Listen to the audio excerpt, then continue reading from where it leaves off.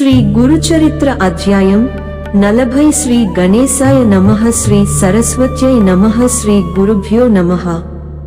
సిద్ధయోగి శ్రీ గురులీలలు ఇంకా ఇలా వివరించారు.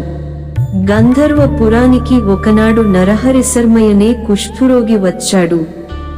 అతనిది యజుష్ శాఖ, గార్గ్య గోత్రము. అతడు స్వామికి నమస్కరించి చేతులు కట్టుకొని ఇలా మనవి చేసుకున్నాడు. స్వామి, మీరు సాక్షాత్తు పరంజ్యోతి స్వరూపులని, భక్తులపై వాత్సల్యంతో ఇలా భూమి మీద అవతరించారని విని మిమ్మల్ని ఆశ్రయించడానికి వచ్చాను. నా జన్మ ఈ కాలి క్రింద మట్టి వలె వ్యర్థమైపోయింది. నాకీ కుష్ఠువ్యాధి రావడం వలన ఎవరూ నా ముఖం కూడా చూడకుండా నన్ను తిట్టుకుంటున్నారు. నేను వేదం అభ్యసించినప్పటికీ ఈ వ్యాధి వలన ఎవరూ నన్ను భోజనానికి కూడా పిలవడం లేదు. అందరికీ జుగుప్స గొలుపుతూ ఇలా బ్రతకడం కంటే చచ్చిపోవడమే మేలనిపిస్తున్నది. ఎన్నో జన్మలలో చేసిన పాపాలన్నీ పేరుకొని నన్ను ఎప్పుడిలా కట్టికుడుపుతున్నాయి. ఈ బాధ భరించలేకున్నాను. ఈ తెల్ల కుష్ఠురోగం తొలగించుకోవడానికి ఎన్నో వ్రతాలు ఆచరించాను, ఎన్ని తీర్థాలో సేవించాను, దేవతలెందరికో మ్రొక్కాను. కాని దేనివలన ఈ వ్యాధి కించిత్తైనా తగ్గలేదు. చివరకు మీరే దిక్కని ఇక్కడికి వచ్చాను. నాపై మీకు గూడా దయగల్గకుంటే నా ప్రాణాలిక్కడే వదలాలని నిర్ణయించుకున్నాను. నన్నెలాగైనా ఉద్ధరించండి స్వామి అని ఏడుస్తూ సాష్టాంగ నమస్కారం చేశాడు. శ్రీగురుడు అతనిని కరుణించి లెమ్మని చెప్పి, విప్రుడా, ఇదివరకు ఎన్నో పాపాలు చేశావు గనుకనే నీకీ కుష్ఠువ్యాధి వచ్చింది. అది తొలగిపోవడానికి నీకొక ఉపాయం చెబుతాము. దాని వలన నీవు శుద్ధుడవై దివ్యమైన శరీరాన్ని పొందుతావు అన్నారు. ఇంతలో ఒక వ్యక్తి కొన్ని ఎండు కట్టె పుల్లలు తీసుకుని అటుగా వెళ్తున్నాడు. అందులో ఒక మేడి చెట్టు కొమ్మలు కూడా ఉన్నాయి. ఆ చెట్టు ఆ ప్రాంతంలోనే 4 సంలు క్రిందట ఎండిమోడైపోయింది. ఆ యతీశ్వరుడు వాటిలోని ఒక మేడికర్రను చూపి నరహరితో, నాయనా, నీకీ మేడికట్టె ఇప్పిస్తాము. నీవు దానిని తీసుకొనిపోయి మా మాటయందు దృఢ విశ్వాసముంచి మేము చెప్పినట్లే చేయి. దానిని సంగమంలోని సంగమేశ్వరాలయం వద్ద భీమానది ఒడ్డున భూమిలో నాటు. నిత్యము స్నానం చేసి ఈ రావి చెట్టుకు ప్రదక్షిణం చేసి 2 చేతులలో 2 కుండల నిండుగా నీరు తెచ్చి 3 పూటలా ఆ ఎండు కట్టెకు పోస్తుండు. అది ఎప్పుడు చిగురిస్తుందో అప్పుడే నీ పాపం పోయి నీ శరీరం స్వచ్ఛమవుతుంది. వెళ్ళు అని చెప్పారు. నరహరి ఆయన మాటపై సంపూర్ణమైన విశ్వాసముంచి ఆ కట్టెను భక్తితో నెత్తిపై మోసుకొనిపోయి ఆయన చెప్పినట్లే చేయసాగాడు. అతడు నిత్యము దీక్షగా దానికి నీరు పోయడం చూచిన వారంతా నవ్వి, ఓరి వెర్రి బ్రాహ్మణుడా, నీకేమైనా మతి పోయిందా? నీవు ఎన్ని రోజులు ఇలా నీళ్లు పోస్తే మాత్రం ఆ ఎండుకట్టె మళ్లీ చిగురిస్తుందా? నిజంగా నీ మీద శ్రీగురుడికి దయగలిగితే ఇదంతా ఎందుకు? అనుకున్నది వెంటనే జరిగిపోదా? నీకీ జన్మలో ఈ రోగం కుదిరే యోగ్యత లేదని సూచించడానికే శ్రీగురుడు నీకిలా చెప్పారు. అటువంటప్పుడు ఈ జబ్బుకు తోడు ఇంత ప్రయాస ఎందుకు అని నిరుత్సాహపరుస్తుండేవారు. ఇలా 1 వారం రోజులు గడిచిపోయాయి. అతడు మాత్రం తన విశ్వాసం కొంచెం కూడా విడవక, ఈ భూమి మీద మహాత్ములు పల్కిన మాటలు ఎంత అమోఘమైనవి, వారు సత్యసంకల్పులు గదా, గురుదేవుల వాక్కు అసత్యమెలా అవుతుంది? వారి కృప వలన చచ్చిన వారెందరో బ్రతకగాలేనిది. ఈ ఎండుకట్టె చిగిర్చడంలో ఆశ్చర్యమేమున్నది అని చెప్పి తాను మాత్రం తన నియమం ప్రకారం చేస్తుండేవాడు. అందరూ అతని పనికి ఆశ్చర్యపోతుండేవారు.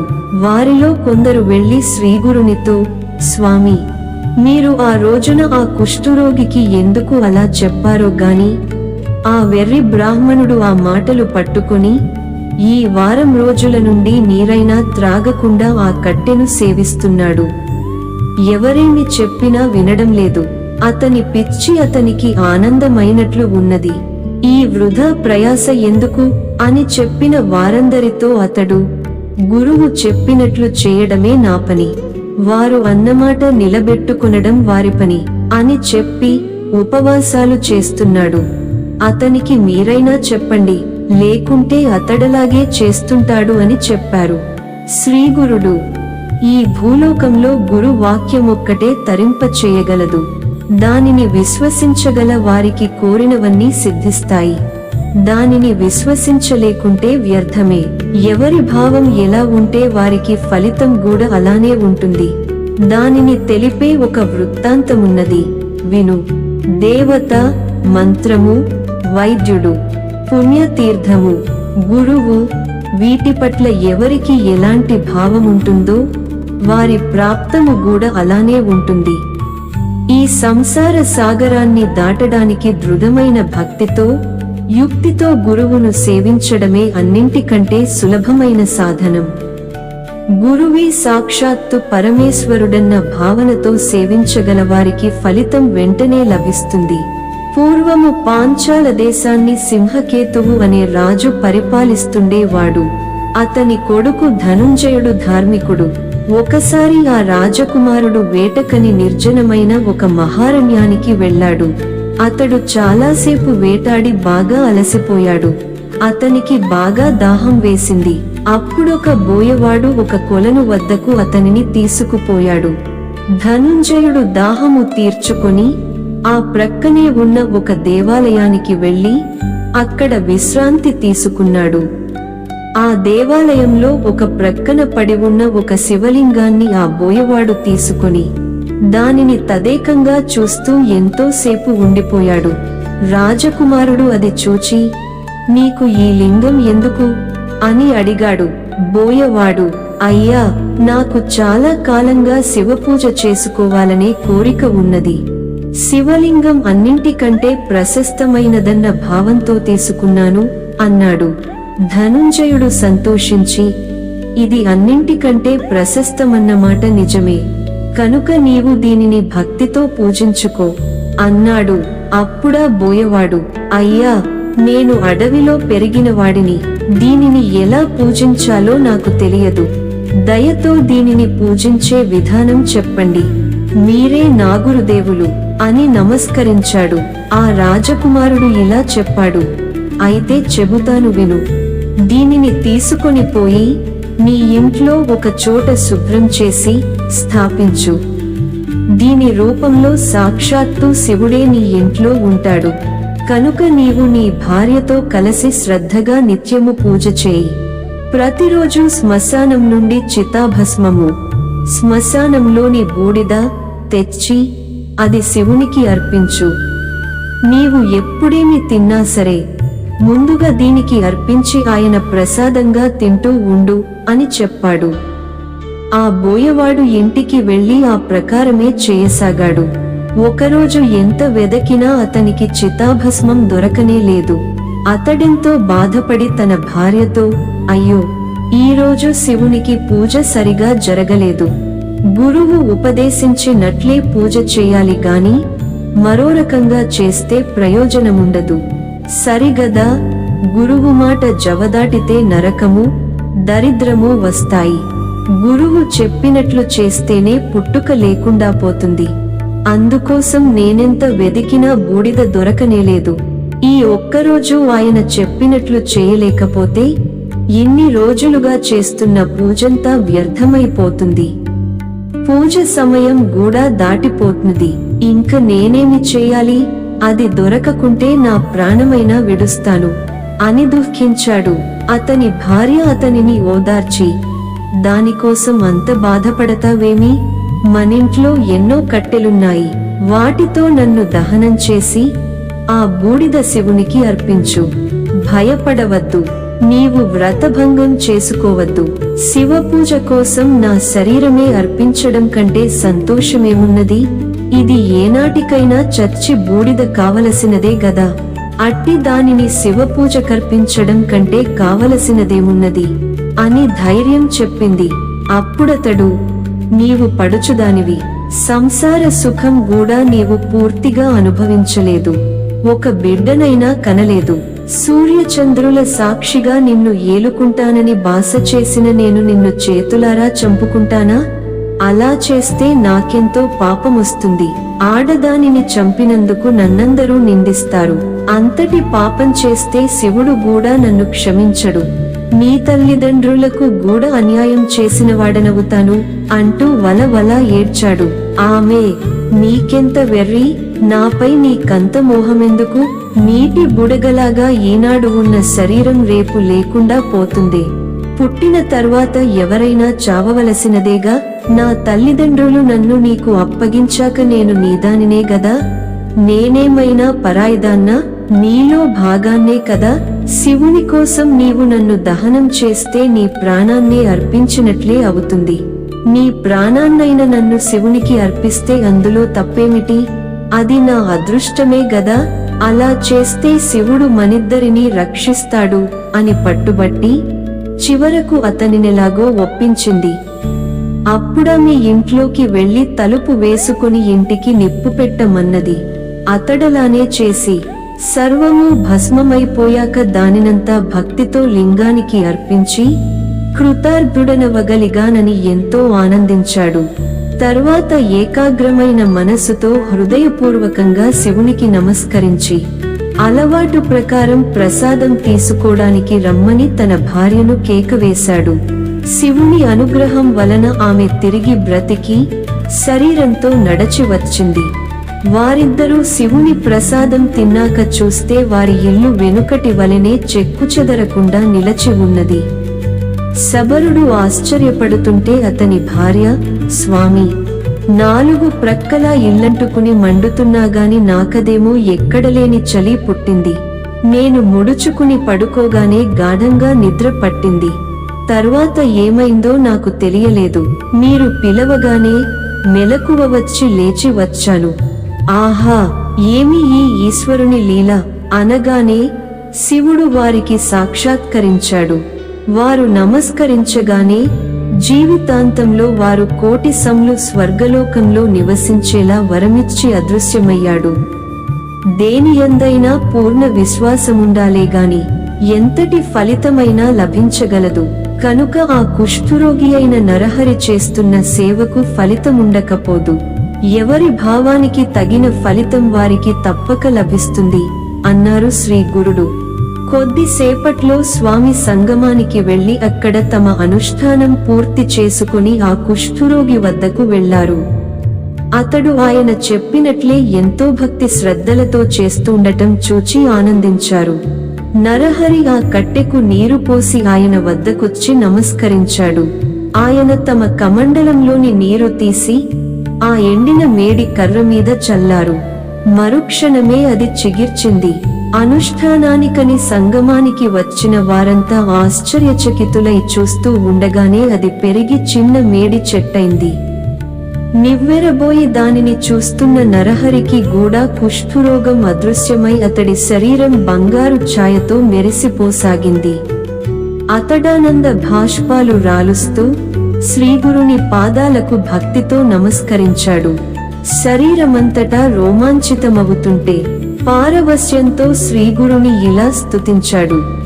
1,000,000 సూర్యుల తేజస్సు, జ్ఞానము, 1,000,000 చంద్రుల చల్లదనం, ఆనందము గలిగి దేవతలందరి చేత పూజించబడే విశ్వాశ్రయుడు, భక్తప్రియుడు, శ్రేష్ఠుడు అయిన అత్రి పుత్రుడవైన ఓ నృసింహ సరస్వతి స్వామి, నీకు నమస్కారము. నన్ను రక్షించు. మోహాపాసమనే అజ్ఞానాంధకారాన్ని నశింపచేయగల జ్ఞాన సూర్యుడవు, విశాలమైన నేత్రములు గలవాడవు, భక్తులకు వరములిచ్చే లక్ష్మీపతివి అయిన ఓ నృసింహ సరస్వతి, నీకు నమస్కారము. నన్ను రక్షించు.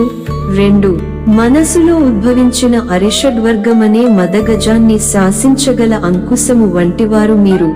సత్యము, సర్వానికి సారభూతము అయిన పరమాత్మతత్వమే మీరు. భక్తవత్సలుడు, సర్వభూతకర్త్యైన పరమాత్మ యొక్క అవతారాలన్నింటిలో శ్రేష్ఠుడవైన శ్రీ వల్లభ, ఓ నృసింహ సరస్వతి, నీకు నమస్కారము. 3 ఆకాశము, వాయువు, తేజస్సు, జలము, భూమి అను పంచభూతాత్మకమైన సృష్టికి కర్తవయ్యుండి సూర్యచంద్రులే నేత్రములుగా గల సర్వసాక్షివి నీవు. జీవులపై నీకు రాగద్వేషాలు లేకున్నా నీవు భక్తుల పాలిటి కామధేనువవు. ఓ శ్రీగురు నృసింహ సరస్వతి, నీకు నమస్కరిస్తున్నాను, నన్ను రక్షించు.